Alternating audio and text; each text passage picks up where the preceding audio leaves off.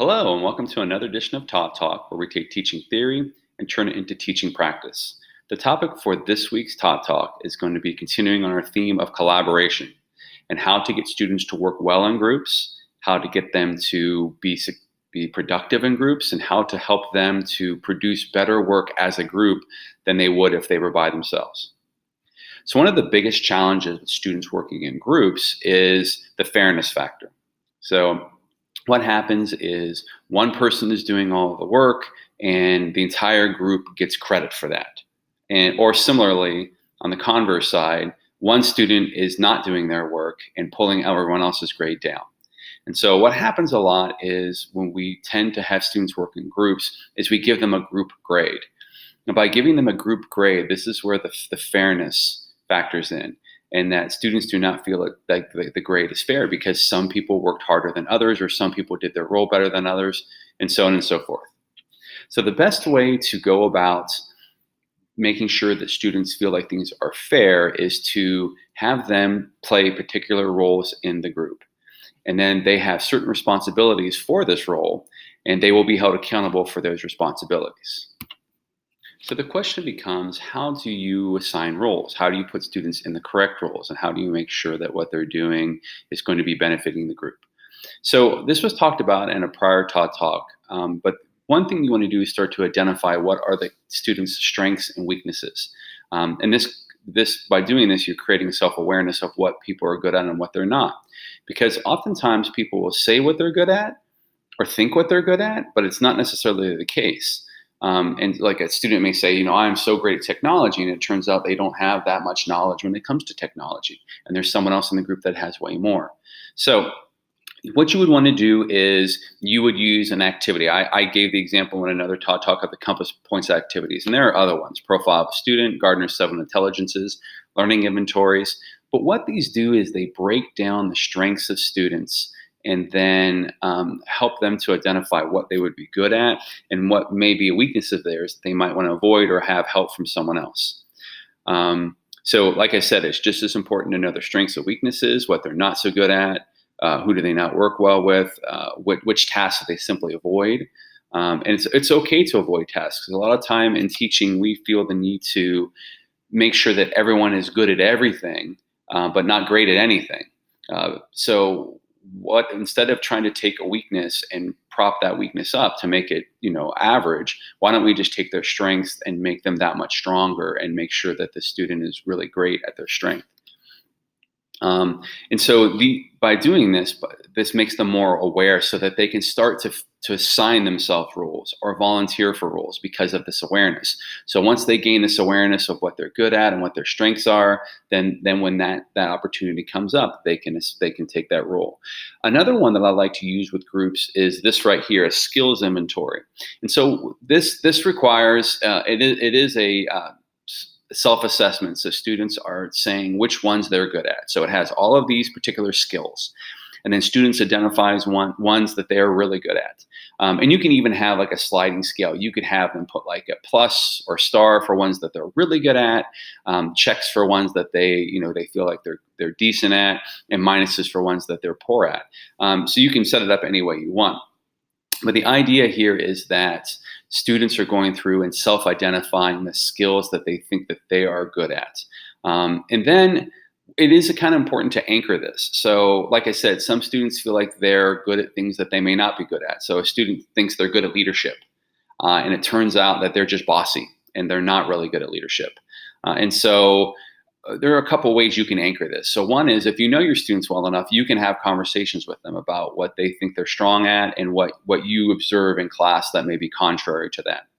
Another thing you might do is you might want to put them with other people from the strength that they have identified, so they can see the context of where they play. So if there are 7 people that say that they're really good at public speaking, and you put them in a group together and they begin to talk with one another, and it turns out that some of them are very clearly better than others, then it might give them more self-awareness. So you can do these anchoring sessions. You want to be careful that you're not like the kids aren't, insulting one another or, putting each other down, but rather they're just finding out, what strengths are as compared to others and having a context for their strengths.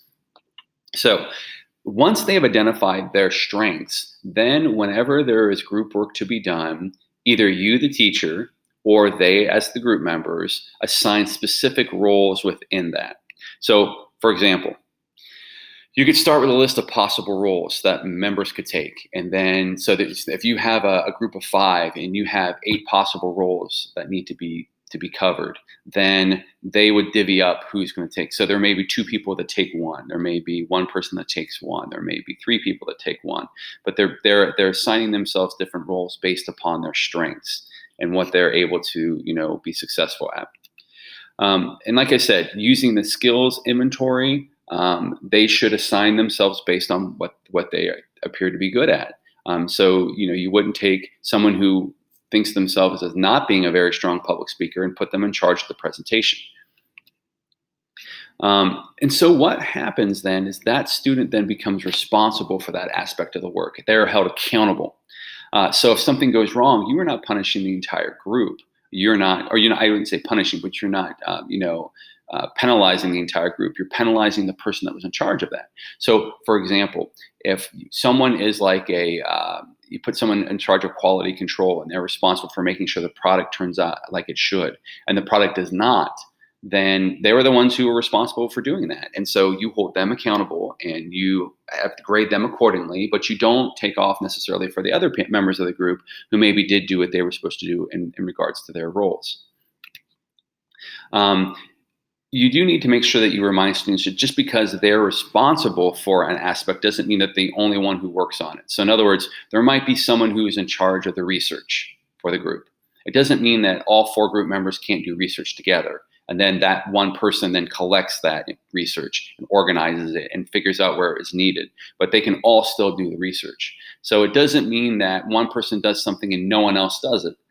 It just means that they're the ones who are being held accountable and responsible for that. So here's an example of some general roles that I would do when I had students work together. So it would be leader, which they're the person who has to keep them on task. A scribe, this is the person that writes what or captures what the group is discussing or what their findings are. A spokesperson that would then speak whenever that group is called upon to share what they have learned. The manager, and this seems similar to the leader, but it's actually a little bit different, which is that they are, the leader keeps people on task. The manager manages time. And time management is a really important skill to have and is one that we kind of overlook sometimes. But, the manager would then make sure that the students are, if they have a deadline, that they're making sure that they are getting the work that they need to get done in time to have their stuff ready before that deadline. And the last one, as I mentioned before, is quality control. And this is the person responsible for making sure that the end product is of high quality. And so, that again, they're the ones who are going to be accountable if it is not of high quality. Even though others may have worked on it, they were responsible for making sure that the group did that. So here's some examples of more specific roles that you might use. So head of research. So this is someone who is overseeing the research, making sure that they're finding whatever evidence they need to make a case for their argument or whatever it is that they're trying to learn about.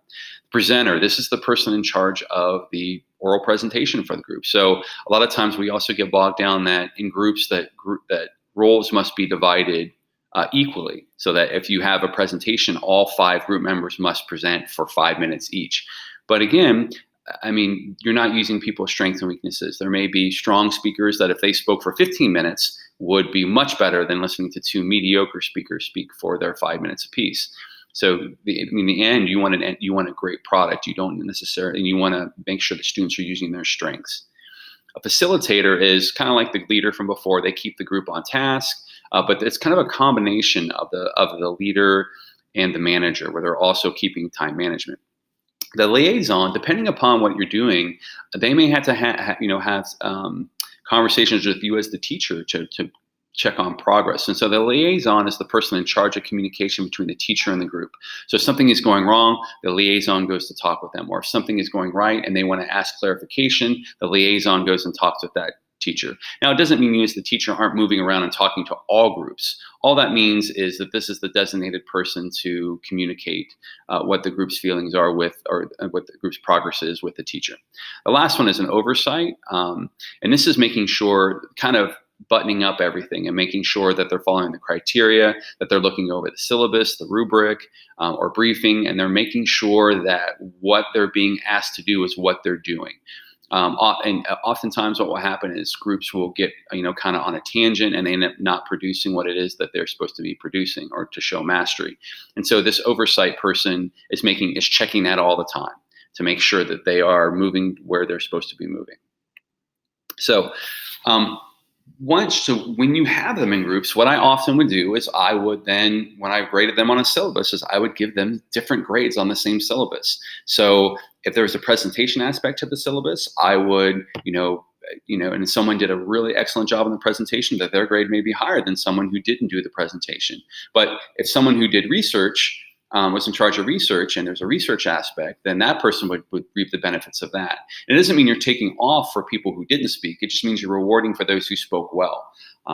So how do you keep track of these different roles and what students are doing? This is one example of a graphic organizer that I use in my classroom to keep kids on track. So you can see that along this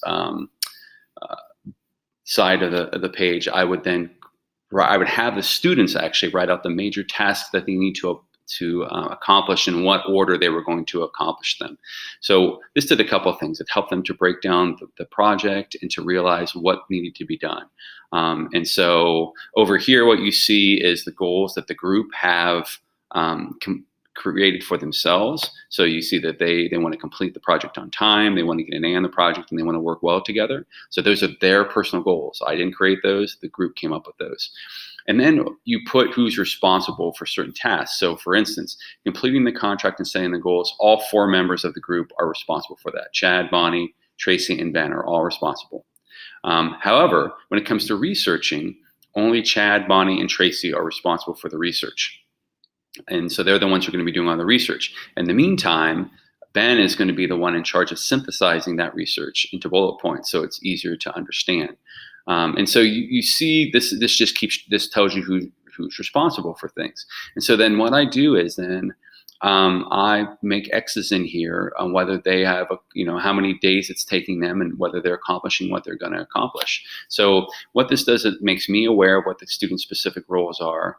And it doesn't mean that I'm interfering and saying they're not doing their role. That's their job as a group to keep each other on task and keep them accountable and responsible for their part in the group work. But I will, give friendly reminders if people are not doing what they're supposed to be doing or what their role is. But what this does is it just is a graphic organizer for me as the teacher to keep track of what students are doing, what they're responsible for, and how well they're doing that. So I just put X's here. I could have put pluses if they're doing a really good job, an X if they're just doing an adequate job, a minus if they're doing a poor job. So there are various ways that you can organize that. And so you see the importance of having specific roles when students are working in groups, especially when it comes to making sure that students feel as though things were fair, not equal, but fair, and that students are using their strengths to make sure that they're producing better products than they would had they been working by themselves. So that, that ultimately is the goal of when you work in groups, is that you put together people who have various strengths that are going to make the group that much stronger than an individual who may have some of those weaknesses that other people can make up for with their strengths. And so it is important that when you're doing that you make sure you match up the student with the strength and the role that they're doing, and then make them accountable when you're grading them on that.